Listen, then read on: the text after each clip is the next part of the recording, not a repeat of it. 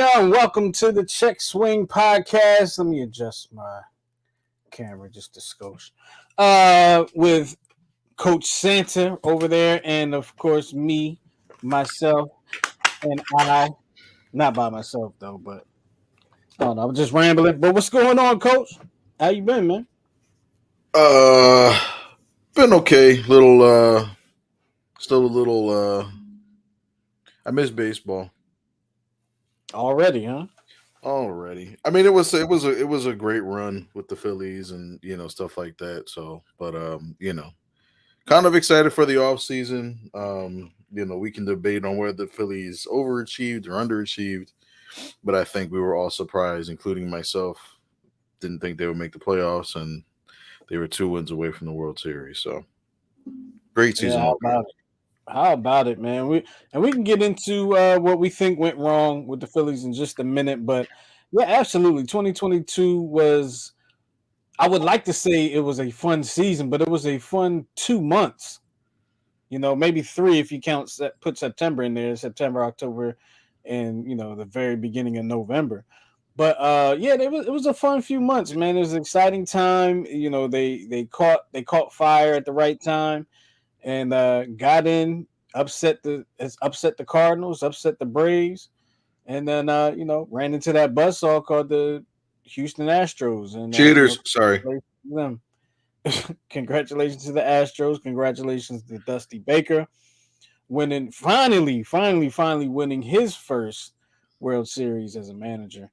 And just I'm happy for him. I'm happy for him. I'm mad it happened against the Phillies, but I'm happy for him. So I'm still. I can't congratulate the Houston Astros, but I can congratulate Dusty Baker and Trey Mancini. Because in Baltimore, here in Baltimore, the fans literally went absolutely nuts when he was traded from the Orioles to the Astros. Um, because of his feel good story. He had non-Hodgkin's lymphoma, was out of baseball for 2 or 3 years, didn't know if he was ever going to come back, and then he came back and was a great story for the Orioles. He was having a good season, and then they traded him. So, but congratulations to those two. But I do not congratulate the city of Houston or the Astros organization because you're cheaters and you have a racist past. So- oh, jeez. Well, when do we stop calling them cheaters though? After all the guys that are on that team or that were on that cheating team are gone? Yeah, Because that was what was that 2017 they were accused of that? Or was that before? 2017. I still think they should have not awarded the Dodgers the World Series, but I think they should have stripped them. And just not had a winner. Just not had it. Yeah, Yeah, I mean, it's a shame when you cheat like that, and you get that advantage, and you end up winning the championship as a cheating team. That stench is going to hang with you for a while. It is what it is. The stench hangs with you, and y'all got to find your own way to clean it up. Y'all ain't my team, so I don't care. 669-275-0323, 669-275-0323. We're going to be talking about the 2022 Phillies and the season that they had. My man Miguel over there, and of course myself. And you have the picture there of the NLCS win. There correct. you go. Won that in dramatic fashion. Almost felt like a team of destiny once they won that game, once they won that series. Two teams that really waited till the end of the playoff. End of the regular season to establish themselves as playoff teams. End up going all the way to the championship series. So that was exciting too to see that. Um, with one thing I will say is that check swing by Jerkson Profar in the last game there, the one that was called a strike. I'm not going to say whether or not that was a swing or not a swing, right? I'll leave that to everyone else's perception. It was a swing. But What I will say is, and you may not even remember, if that was a swing, then that Bryce Harper check swing that was called not a swing was definitely a swing in Game 6 of the World Series. I'm just saying. Potato, potato. I know, but I just had to put it out there. It was like I'm able to step out of my fanhood sometimes. I'm able to step out of my norm and look at things objectively sometimes. Well, and I think the bigger issue was the fact that you had a chance to go lefty lefty in the scenario with Harper, and you decided to stay with your right-handed reliever before he hits the home run. So who knows? I mean, he was on a mythical mission in the series, so maybe he just would have hit it. You know, he would have hit it to left field instead of right field instead of left field. You know, Well, as we talk about those ifs and maybes, let's talk about what went wrong in this series for the Phillies. What caused them to be the runner ups of the World Series? What caused them to only be able to be known as the National League champions of 2022 and not the world champions? one word, two syllables, fastball. Phillies couldn't hit the fastball. Once the Astros figured out after um Lance McClure was tipping his pitches and everybody knew when he was throwing a curveball and the Phillies just teed off on him. They started out a strikeout bonanza. There's a reason why the Phillies now hold the World Series record for most strikeouts by a team by one. They struck out This team this team got a record. world they have the world record for most strikeouts in a World Series. Mm, 71. damn, that's a lot of And strikeouts. that's why and one of them, remember, was the famous Schwarber bunting on two strikes. I didn't want to bring that up yet. Okay, I didn't want to bring it up yet, but funny thing is when we had some of our workouts today for baseball, one of the kids said, "What did you think when you saw Schwarber lay down a bunt or look to lay down a bunt with two strikes?"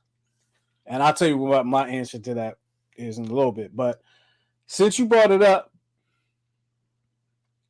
what I always try to rationalize things, right? I always try to find a way. I tried to make an excuse for Odubel swinging at a ball that went through his legs. I've tried to make excuse after excuse for a lot of people. The only one I could come up with for Kyle Schwarber was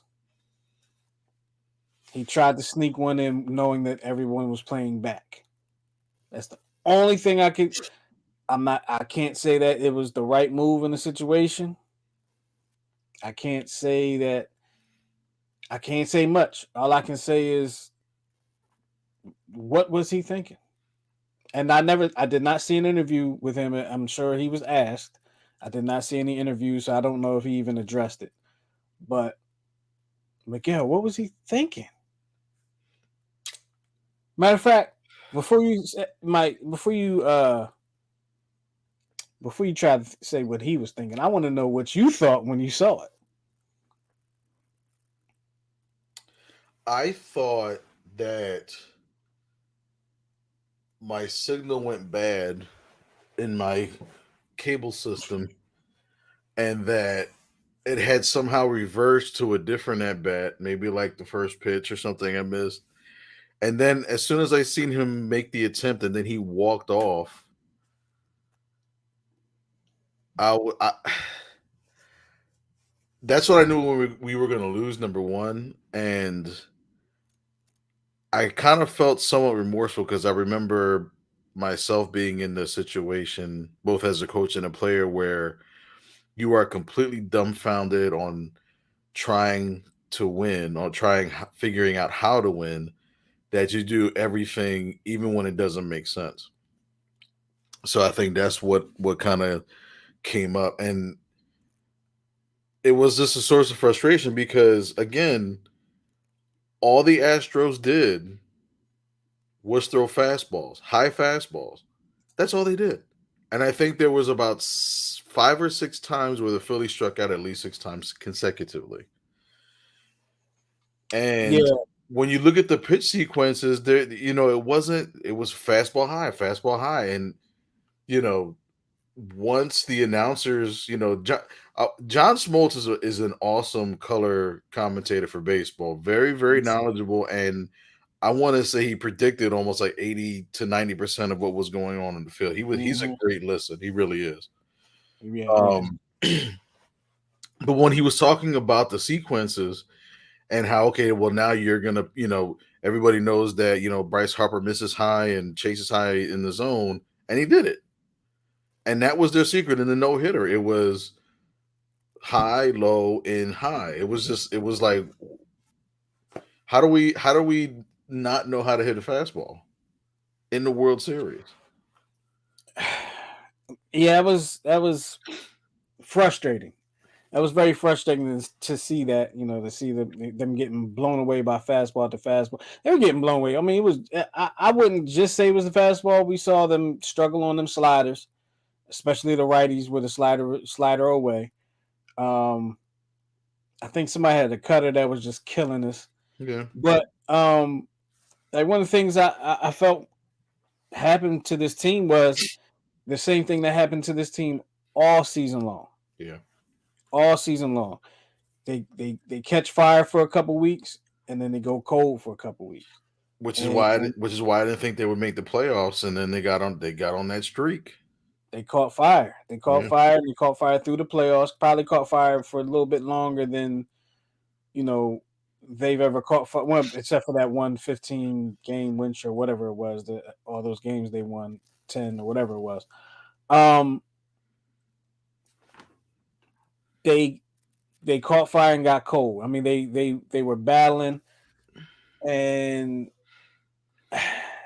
they just got cold. I mean, even the pitching, the strong suit of our team going into the playoffs and in the playoffs was the bullpen, and the bullpen gave up some stuff. So once that happened, there wasn't really much the Phillies could do. Um, but I'll tell you what I was thinking when Schwarber went to lay down that bunt. So I'm watching the game. I'm watching right behind me back here,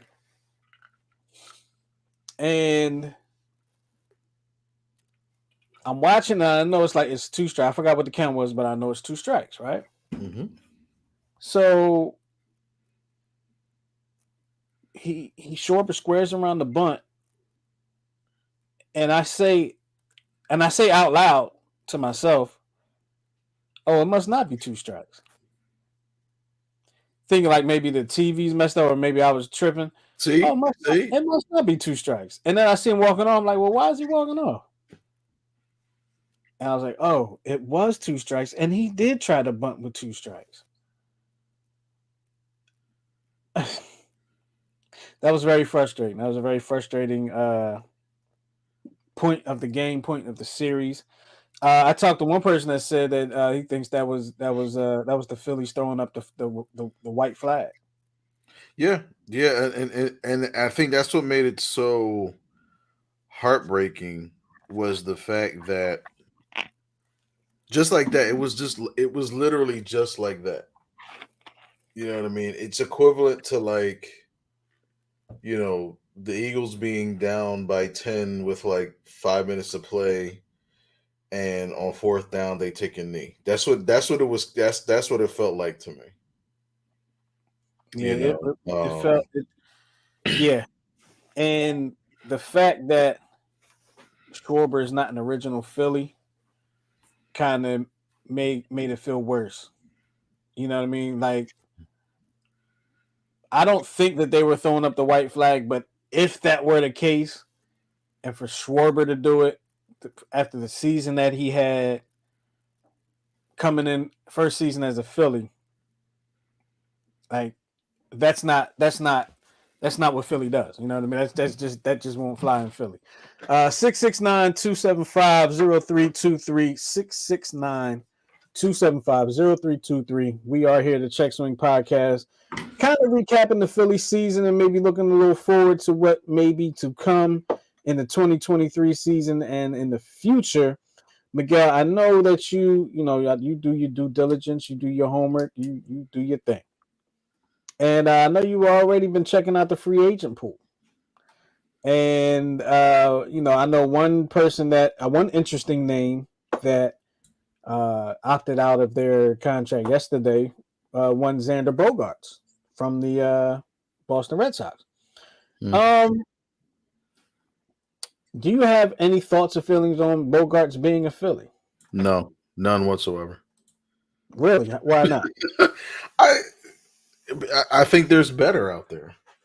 Okay. I think for me, um,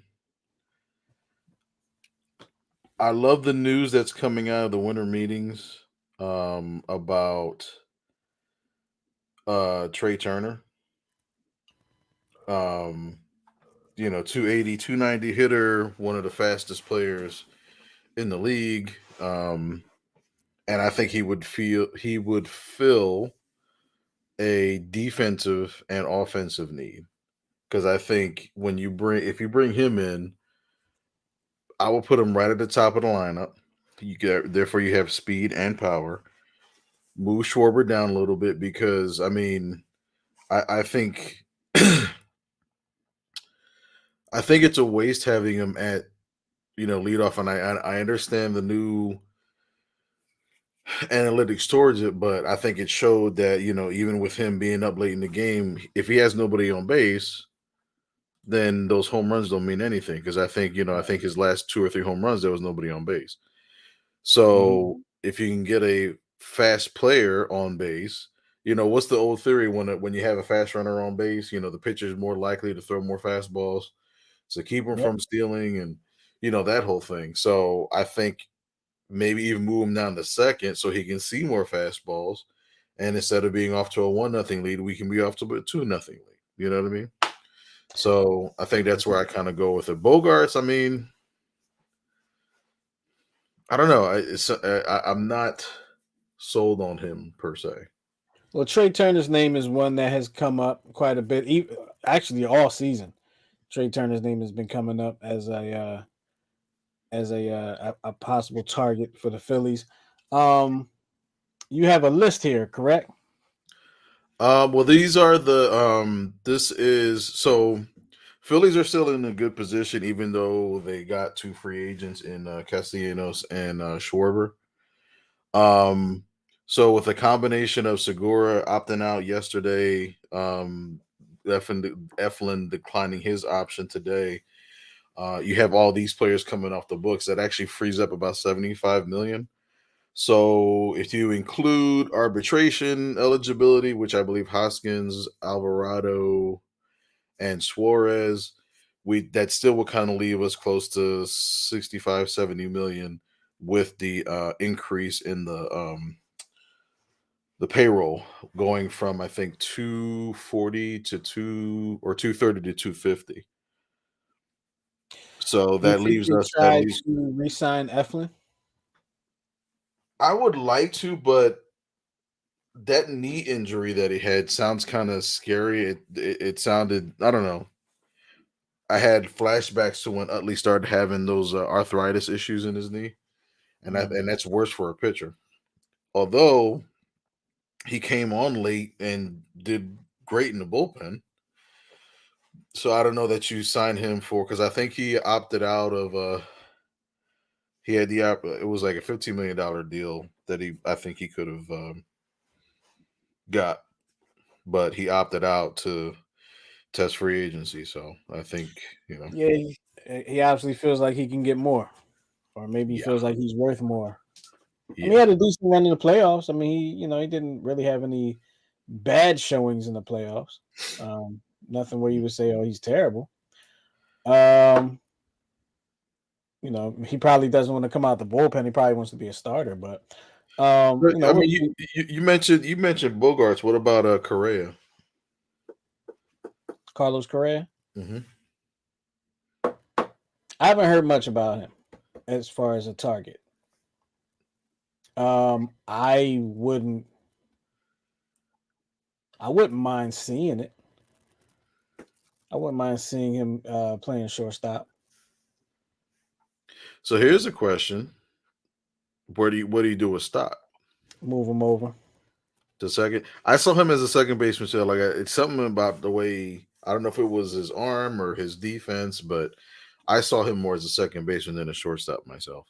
Yeah, I think if we can get a really good shortstop to come in, Phillies can get a really good shortstop to come in. You move Stott over. Segura has already opted out, or Segura's already gone. Uh, Wait, what if you sign Segura and then trade Stott? Trade him for who? Good question. You got to bring something back that's going to be worth it. I mean, so if you trade Stott, if you resign Segura and trade Stott, are you putting Segura back at short? No, I'm keeping him at second and then getting either Trey Turner or You trying to get a Correa or shortstop? Okay. yeah. I don't. I wouldn't be mad at that.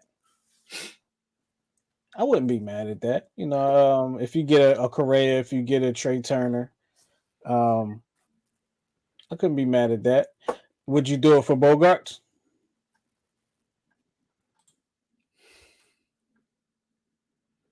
You don't look like you would want to do that for I don't Bogarts. know. I don't know. I gotta see what his deal is. I gotta look at his numbers a little bit more. Yeah, we gotta check that out, man. Some of the free agents out there. There's a lot. We don't need a catcher, right? We don't need a to sign a free agent catcher unless you're talking about a backup catcher. Yeah, I mean, so what? JT signed what, a 5 6 a year deal? Was it like before this past season, right? So He's been with us. He signed the same year as Harper. They signed him, then they signed Harper that same summer. I thought it was the year after that. Well, irregardless, so he's what, on the first or second year of that 5 or 6 year deal. So maybe time to start, grooming his successor. Um, so usually you have that transitional catcher. But here's my big I thing. tell you what, none of these guys will be it. Yeah, because they're all, They're all in their 30s, yeah. and it feels good as a man in his 40s to be able to say, "Oh, these guys are old in their 30s. I All know. these guys are old." Now, first base is up in the air for me because I was not at all impressed. And I thought it would be an issue in the World Series, but it wasn't. Reese Hoskins' defense didn't really, it didn't have any determining factors in our games. But I think if you can keep him off the field, or because of the numbers he had this year, using I'm trying in my mind, I'm trying to bolster our bullpen because we didn't have a closer, and I think that's what kind of killed us um in this During the playoffs. season, Say again? you think during the season, you think that's what killed us during the season? During the season, and I think, not having the depth in the bullpen like the Astros. I mean, they threw a no hitter against us, so, and they used what, 4 pitchers, 5 pitchers. Hmm. I think we have to start thinking of using some of the talent that we have now and kind of turning them over to fixed needs. Um, I was looking at the closer for Cleveland, Emmanuel Clase. Maybe we can package a deal with Hoskins and Stott and get that closer because he's only 24, 25 and one of the best in the league, or something to that effect. I think we got to bolster up our bullpen if we're really wanting to contend. And the only first baseman I would love to get on that list would be Josh Bell. Yeah, I would love to. I would love to bring Josh Bell in. Because you Rizzo, switch. they were talking about a couple years ago. It didn't happen. Jose Abreu's another name I wouldn't mind seeing. I don't know what he would command on the market. Um, but all the rest of them, eh, I would get Carlos Santana from 3 years ago. Miguel Sano, Hmm. Yeah, but yeah, I always like Josh Bell. I think partly too because he killed the Phillies a lot. But he plays good defense. He can play first base and a little outfield. But again, it's that caveat that he's a switch hitter and he hits for average and for power. yeah. That is something we kind of missed in our lineup was a switch hitter. Something where you can mix it up, or you can mix it up a little bit, break up the lefty right. We had what about five righties in our lineup, I believe. We had Stott, Harper, Schwarber. Scott's a lefty. Well, I'm counting lefties because I'm Oh, I'm counting so yeah, subtracting. Marsh, Marsh, Stott, Harper, and Schwartz, Schwarber. right? So that leaves you with five righties. Which Yeah, isn't so bad. I mean, it's not bad, but now you can have four. You could have four righties, and you can have four righties in one day and five lefties, and you have five lefties in one day and not change your lineup at all. right. So I kind of yeah, I like I you know me, I have a thing for switch hitters. I have a thing for lefties at the top of the lineup. So I don't know why, I just do. So let's talk about the Understood. second baseman a little bit. Um, you got Gene Segura on the list. He could come back. You never know. Adam Frazier's a hot name. You want to bring back Cesar Hernandez? Listen, for his defense, I'd do it, and he's a switch hitter. I just Yeah, wouldn't. he is, and he's I would, fast. but I mean, I wouldn't count on his bat. But I think from a defensive standpoint, I think that's when he left and when we traded him to Cleveland. I was like, man, I like this defense, so I wouldn't mind getting them back. You know, bottom of the lineup, turn the lineup over. Um, but what's the one thing that people were talking about with the Phillies was their defense. Yeah, bottom of the lineup, turn the lineup over, but then you would have to get rid of Stott. Yes, Now that you was can't have him and Stott anchoring your lineup. Even though Stott kind of moved up a little bit during the play, he moved up above Marsh, I think, wasn't he in the lineup so above Marsh so and Segura yeah, and then but remember, Sosa came in for defense pretty Yeah, much either for him or for for Bowman. Bohm. Right, Yeah, he came in for defense for Bohm. He came in for Stott when they were facing a righty. Excuse me, when they're facing a lefty. right. Um, so uh, I like Adam Frazier. I like I just like the name. I don't even know how to say it.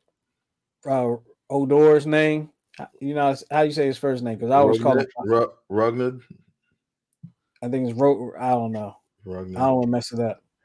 But there's some decent names there at second base. But when you get to the shortstop, there's a lot of names there at shortstop that are very interesting. Trey Turner, Carlos Correa, Xander Bogaerts. We mentioned already. Dansby Swanson, solid second baseman, champion. Elvis Andrews, who I forgot was still leaving in the league. Uh, and not a bad second baseman, but if you talking about building or you talking about winning the championship, you talk about winning the championship, maybe a seasoned vet. But if you talking about building and really going for the long haul, I don't know if I'm bringing Andrews in here. I'm trying to go after a Carlos Correa, a Trey Turner, a Dansby Swanson, a Xander Bogarts. I'm Yeah, not trying to be a 34-year-old. yeah, nothing past the top four there. I don't think you even bother looking at the list. Now, D. Gordon is a name that I like. Really? Well, he's fast. He's got a decent glove. I don't know why I like him. Sometimes I think if I gotta look it up, I feel like he has good games against the Phillies. Um, but when I'm looking at the third baseman, Justin Turner, man, he's 38 years old. Is that correct? Yes, sir. I didn't know he was that old. Well, no, we can't go after that. You can't go after that. You got Well, Brandon Drury, Jace so Peters.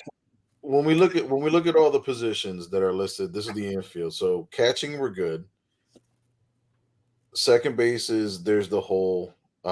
Shortstop's kind of up in the air. Third base is, I guess, pretty much set with Bone. Yeah, I think Bowman's getting better. Yeah, his defense got better. I think the hard work that he committed to is showing up now. So is he Mike Schmidt? I mean, when Mike Schmidt first came up, the manager at the time said he wanted to trade him for a bag of grapefruit. And then he wound up being the greatest third baseman that ever lived. So Mhm. you know, if we can figure out how to get him to hit a changeup and not chase the slider all the doggone time, then I that's hope half the that would battle. have been a great grapefruit, a great bag of like that. I hope that would have been like the best grapefruits ever. To give up the greatest third baseman that ever lived. Exactly. So if I had to pick one from the second baseman, one from the shortstop, I'm going with from second base. Guess I'm going with Adam Frazier. At shortstop, I'm probably going to go with Carlos Correa. I want to say Trey Turner. I want to say Trey Turner. I think Trey Turner is better, but I think I'm gonna go with Carlos Correa. They batted I would two. have to see who's faster because they can both get on base. So I have to see who's faster. Yeah, because he I well, think so, Trey so Turner hits with more power though. so last year, Correa batted 291, 22 home runs, 64 RBIs, zero stolen. He hasn't stolen a base in 4 years. Oh, he can't be here. I need some base stealing if I'm not. Now Bogarts batted 307, 15 home runs, 73 RBIs. He had eight stolen bases. Mm, I'm leaning more and more towards Trey Turner now. Don't you love the power of my influence? And Trey Turner batted 298 with 21 home runs, 100 RBIs, and 27 stolen bases. Oh yeah, Trey Turner it is. Trey Turner it is. Hands down, it's Trey Turner. Give me Trey Turner. Give me Cesar Hernandez. Because now we got some defense. Oh gosh. And are we trading Hoskins and signing Josh Bell? Sure. Sure. Let's do it. Let's do it. Six six Lord. nine 275 0323 669-275-0323. Um, all in all, Philly season to you successful. Yes, absolutely. Because It, it would be hard to say it wasn't right. It would be right, hard to say that it wasn't. Because they got to the World Series, right? They're the National League champions, so you can't say it was not successful. The World Series was not on a lot of people's radar. Hell, the playoffs wasn't on a lot of people's radar after a certain point this season. So, yes, it was a successful season. Did they overachieve though? That's a good question. Did they overachieve, or did they play up to their level and it just took them a while? I think the overachievement came from our pitchers because I think once we got to the World Series, the real Aaron Nola showed up. Mm-hmm. And I Once we got to think, the playoffs, say again. I said once we got to the playoffs, I think the real Aaron Nola showed up because Well, I mean, he showed he up was against the Cardinals, right? yeah, he dominated against the Cardinals. Was good. Was Yeah, really good against the Braves. yeah. Um, Good against the Padres, but he got shut down. Against Houston twice. Oh, I see what you're saying. You're saying the real Aaron Nola. I got you. You Okay, do what I'm I saying? thought you were giving them some props. Well, Sorry. I mean, I'm giving him props that he overcame his annual September collapse. So I will give him that. But and I think his first start when he got lit up by Houston, we were kind of hoping was an aberration, and it kind of was. He was dominant the second time, and then I think he just got unlucky. You know, I think it was a Yeah, couple of he walks, ball actually bounces. pitched really well against He Houston. did, he did. And I'm just hoping that it wasn't. I'm hoping that this is a carryover in the next season, Yeah. and that he just Actually, gets better from here. I would be I would be close to saying, I'm not going to say, I would be close to saying he pitched 3 great games against Houston this season. The clincher in the regular season, Mhm. the first game he faced them in the playoffs, which he pitched very well in that game. It wasn't silly if I remember correctly, they took him out and things. I think he had some guys on base or something when they took him out. Um, or did I'm trying to no, I'm trying to Oh, remember the games as as by where I watched the game. So game one, I was on the couch watching with a cheesesteak in front of me. So that's the game we won in extra innings. right. And That was the bad start from Wheeler, and then he pitched game two and got sort of lit up. I thought Nola pitched game one and Wheeler pitched game two. Actually, yeah, Yeah, Nola you're pitched right. game one because it was against Verlander, and Wheeler pitched game two.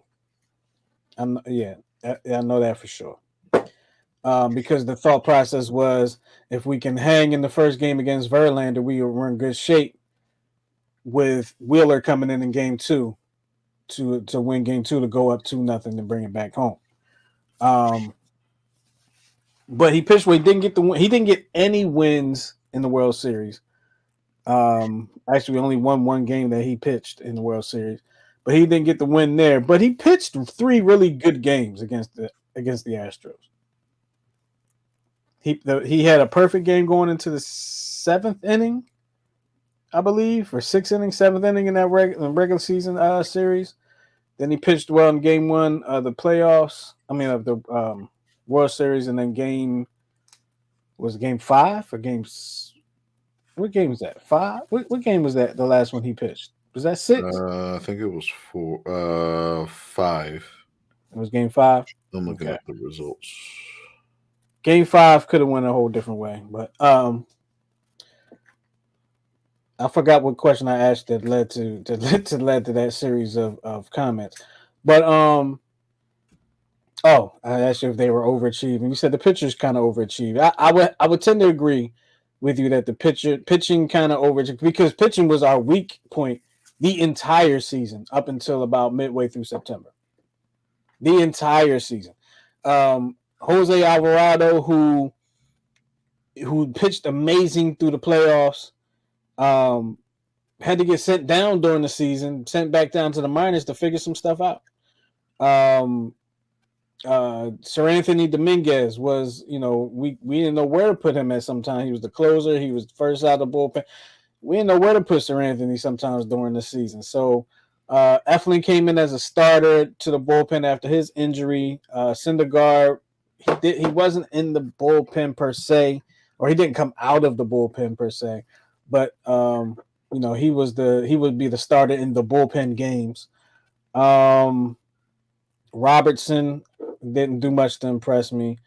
Brad Hand, I thought Brad Hand was going to be big time. He didn't do much to impress me. Falter, I think Falter can grow into being okay. Um, I think he can be an okay pitcher. I'm trying to think of some of the other guys. But anyway, the pitching failed us during the regular season. It saved us during the playoffs. It got us into the playoffs and got us through the playoffs. Pitching, I would have to say, overachieved if you're comparing it to the regular season. Um, but hopefully that means, hopefully that, you know, we do things that where the pitching doesn't have to be as good as it needed to be. I mean, but there were times we were up by 7 runs and we would give the game to our bullpen and boom, it's a wrap. Like the bullpen just gave it up. And that's why it was so hard to watch the Phillies this year. Going into next season, do you feel like the Phillies will be able to repeat some of the success? Now, it's very difficult to predict, very difficult to say. But basically, what I'm asking you is, do you think that this Phillies team that was good enough to make it to the World Series will continue to have to be one of the top teams in the National League next year? There's a bullseye on our back, you know. That's why I think it's very important to. I think it's early on paper now. I say would be really challenging. I think it's going to depend on who we get in free agency, who we get to handle the back end of our bullpen. Um, so there's still a lot of what ifs in my opinion, but I think we're on the right track. Um, Okay. you know, uh, I feel like you're in a place where you want to see what happens during their off season. yeah, yeah, because it's we still have center field to address. There's still defense to address. We don't know if Segura's coming It, back. is Marsh is not coming back? Was he an Well, Marsh expiring is Marsh contract? is Marsh is there, but I mean, we saw what Marsh is. He All he can do is hit a 3-run home run once every other week against the right-hander off of a curveball, and he can't hit. He can play defense, and even that is suspect at times. It's like, all right, well, we had that in Odubel, so what's the difference? Um, He's better than a duel out there. yeah, he is, and I'm looking forward to Justin Crawford, who is the son of Carl Crawford, who we drafted Mhm. last year. And the cousin Um, of PJ Crawford. sure. The the J or J is it JP Crawford? The Phillies drafted JP or PJ Crawford, JP Crawford a few years ago and traded him to Seattle. They are related. I hadn't put Yeah, two and two together. How about that? yeah. That was Carl Crawford's nephew. I did not know that. Well, there you go. Um, because he was drafted with the premise of speed, defense, and he prides himself on being a contact hitter. He wasn't a power hitter, and he's okay with that. Mhm. So, maybe he comes up sooner than later, or somebody like him comes up sooner than later. The other issue too is people forget Bryce Harper had a UCL injury. Now he has to make the decision on whether to let it heal naturally or does he do the Tommy John surgery. If he does Tommy Right. John, he's out next year. Yeah, there was a back in July or whenever it was June or July when he sustained that injury. There Mhm. was a lot of talk up here as to whether he should just go ahead and have the surgery now and be back by next season, or if he should just ride it out. And I guess hindsight being 2020, I guess kind of glad he just wrote it out, even though it didn't result in a championship. It did result in a World Series appearance. But now, if he has the surgery now, excuse me, if he has the surgery now, when it's Tommy John, it's going to be a while. And correct me if I'm wrong. Does he not have the same injury that Josh Allen of the Buffalo Bills has right now? It's some type of ligament injury in the elbow. If it's a I UCL, just looked it up myself. But I do know Josh Allen is not playing this Sunday, and I do know that Bryce Harper is also not playing this Sunday. So, um, but what they said about Josh Allen is that it could just heal. He can it can heal on its own, and he'll be like week to week. If yeah, that's but the case, if it's the same thing, I'm thinking, look, let it heal on its own, Bryce, and you'll be ready to play by March or April or even May. Maybe they let you heal up some more, and maybe they bring you back in May. yeah, it actually is the same injury. Same one, yeah. So they're week to week with him, and he's throwing the ball all day. Well, and remember, that's what happened to Bryce Harper at first. He was week to week, and that's when they started trying to do that. they did a blood replacement therapy on his a blood therapy injection in his arm. I forget what it's called, but it's something where they take the platelets from healthier muscles and then they extract it and then re-inject it and some crazy crap like that. Some old stuff you only hear about and see in the movies. Right, or on Dr. Oz. So they attempted to do that to him, and I think he was out for 13 days. He was actually on the IL, whatever they call it now. While that kind of healed, and then it took him about a month to really get back on pace, and then he just tore it up towards the end of the year. Mm. Here's where I'm at with it. Um, I would say it's gonna depend on who we sign in the offseason. Or not for nothing, but if he was able to play DH for this long with it, he don't need a throw. Signed him for his bat. We didn't sign him for his glove. Signed him And, for his bat. not for nothing, maybe he could play first base a hell of a lot better than Reese Hoskins. I was just gonna say maybe you try him out at first base. You had Poppy played first base and he was a DH. Frank Thomas played first base and he was a DH. I mean, think about it. He's a star. You want him to. You have him signed for a very long time, for about 10 more years. Hmm. So you need him to last. So So here's what I did on the show. I signed Judge. I think I gave him like $48 million a year for like 19 years. I traded Hoskins and Stott for the closer in Cleveland. I signed Josh Bell. I converted Bryce Harper to a first baseman, and then I had Aaron Judge in left field, and I called up Justin Crawford. damn. Schwarber's my DH. No, Schwarber's my first baseman when Harper can't DH. Sounds like you got to figure it out. I think you need to make a call down to And Cincinnati. then I signed Carlos Rodon, who's my new lefty, and I signed Jacob DeGrom to stick it to the Mets. Well, there you have it. I think Miguel needs to be the general manager of your Philadelphia Phillies. Um, Kind of off topic, but you brought his name up, so I wanted to ask you because um, the Dr. Oz show. You live in Maryland. Does it still come on in Maryland, or is it off the air?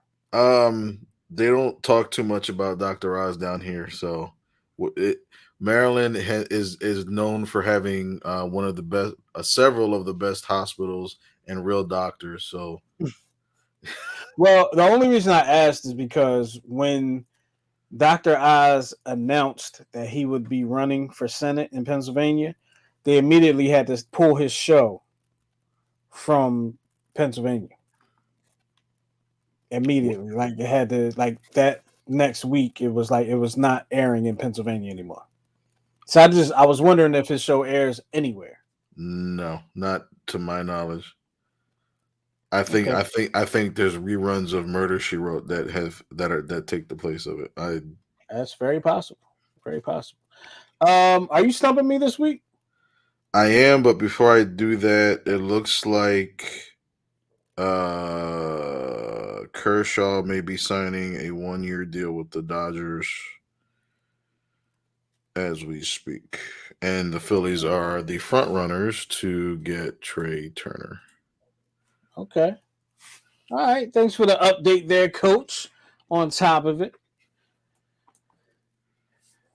Who in the heck? I have no idea. Let me see. 17, 17. I don't know anybody that wore 17. 17, 17, 19, 17, 8, 8, 8. All right. So it looks like we got the Phillies, the Nationals, the Yankees.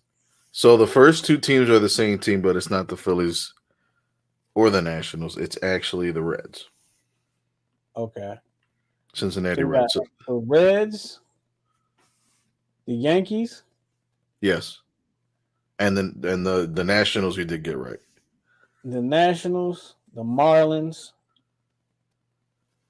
the Reds, the Yankees, the Nationals, the Marlins, the Cubs. Cleveland. Cleveland, and San Diego. Houston. I don't have a shot.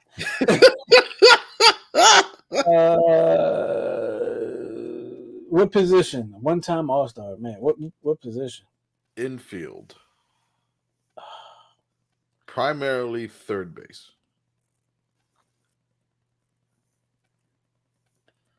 King Camden Nitty.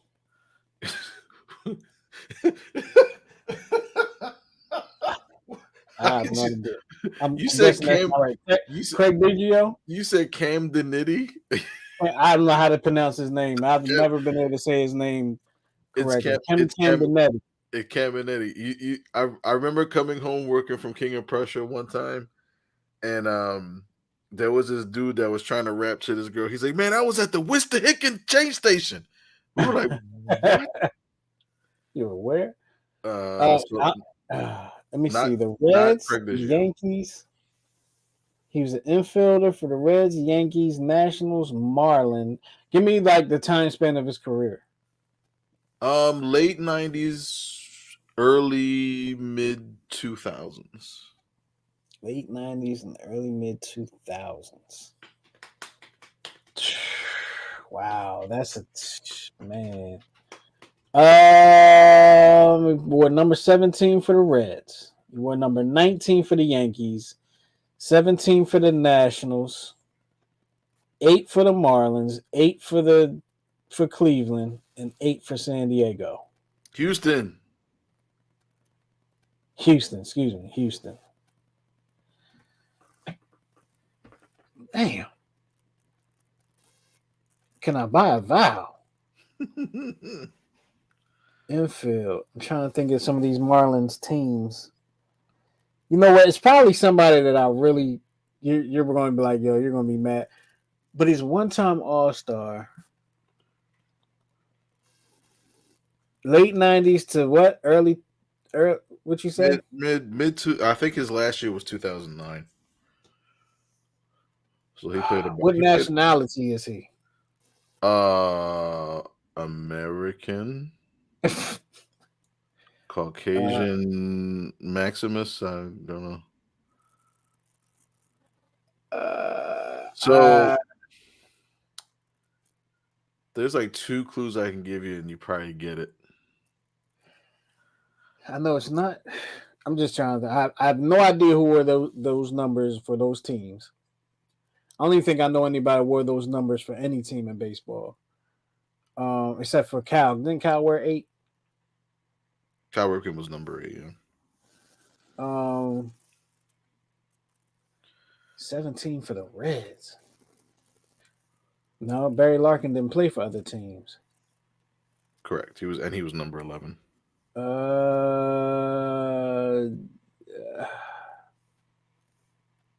like I can't even like All have a right. name come in my head and just spout it out. I did that already with Ken and Nitty. But however you say his name. So he's currently a Major League Baseball manager. He's currently a manager. But I can't tell you the team because then you get it. Is is it a Boone? The Yankees manager. What's his name? I can't think of his first name, but his last name is Boone. Now, because the other guess I was going to give you, it was somebody that is a sixth generation, and that is it. It There's a is bunch of Boones that play baseball, but it's the one correct. that's the Yankees right now, managing the Yankees. That's who I'm guessing. The one that's managing the Yankees right now. What's his first name?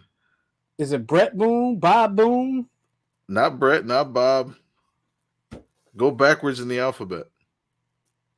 Aaron Boone. Aaron. I guessed it all by myself.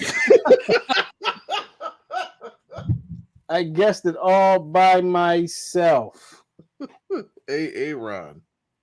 I didn't know he played for the Astros or Cleveland. Yeah, Cleveland. I think it was when they started kind of on their decline, And the Astros, I think that was the last team he ever played for. But When wasn't it at one point wasn't it Aaron Bleeping Boone or was that one of the other Boones? no, that was Aaron Bleeping Boone because that was the he hit the game-winning home run to take him to the World Series against you Marlins. Against who? Again, I mean to face the Marlins. He was the one that hit that game-winning home run off of Oh, okay. Tim Wakefield to get to the World Series. That was a good one. You got me on that one. You had to like. I'm trying to get the cards. Trying to discreetly get the cards that are way back here. Um. About to knock the microphone over. All right. Here we go. Let me try not to pick the same card that I've picked before. You see all these cards, right?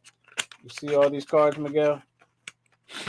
All these cards, and I still end up picking one that I've picked in the past. Let me see. All right, here we go. Oh, before you start, JT Realmuto and Kyle Schwarber are the Silver Slugger winners. Oh, cool. And yeah, that's about it. That's cool. Yeah. Oh well, I didn't know he was a Silver Slugger. I didn't know Kyle Schwarber got one. Yep. All right, here we go. Here's your questions. We're gonna make it quick. Here we go. You'll get these. They're all baseball questions. Which player holds the record for the most career stolen bases? 1,406, almost 500 more than any other player. Ricky Henderson. That's correct.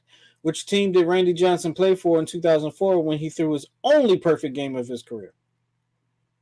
2004. He played for Seattle. He played for New York.